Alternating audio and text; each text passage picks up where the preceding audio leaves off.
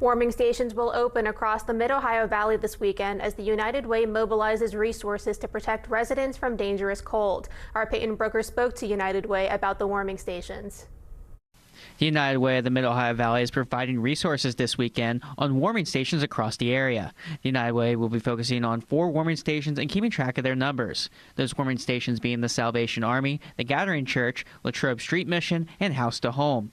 The executive director for the United Way of the Mid-Ohio Valley, DeCicco, says United will be constantly updating information for these warming centers. Like I said, since the beginning of the season, we've been in constant contact and just finding out what their numbers are looking like, what their service hours are, and certainly those organizations, particularly the 4 that we're working with here in Wood County, they're always adapting what they do. DeCicco says transportation is also being provided in Parkersburg and Belpre to get to these warming centers. United Way is always fostering unique partnerships, and so we're really happy to be promoting some work with Yellow Taxi.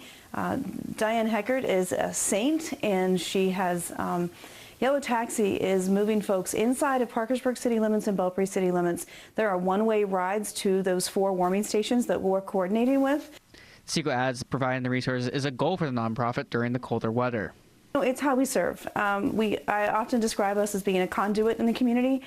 We don't have to provide all of the resources. We certainly don't have to be integrally involved with the boots on the ground delivery of all of those resources, but what we are always tasked with is knowing what those resources are.